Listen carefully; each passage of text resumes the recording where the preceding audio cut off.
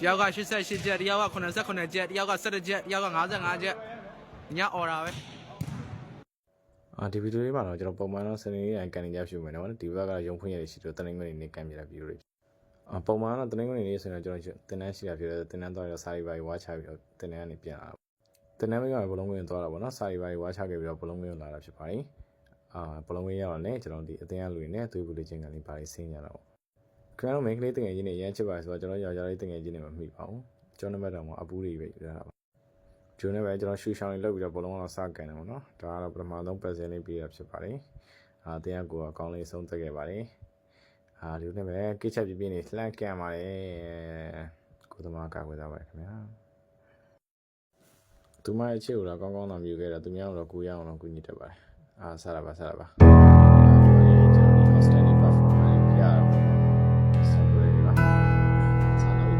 လိုက်ထင်တာဖြစ်ပါတယ်သူများက assistant နဲ့လိုက်လုပ်နေတာဒီနေ့တော့ကိုယ်လည်းကိုတင်မှဖြစ်တော့မှဖြစ်တဲ့အတွက်ကျွန်တော်ကိုလေးရတော့စာပြီးတော့တင်နေတာဖြစ်ပါတယ်ကျွန်တော်ကစ်ပါပြီးမင်းလည်း line ကန်တာပေါ့နော်ပုံမှန်တိုင်းပဲနောက်ပြီးတော့လေဒီမှာအတင်းသားချင်းစနေတာဖြစ်ပါတယ်အဲ့ဒါကိုလေကြားဖြတ်ယူပြီးတော့နောက်ထပ်ကိုသူကို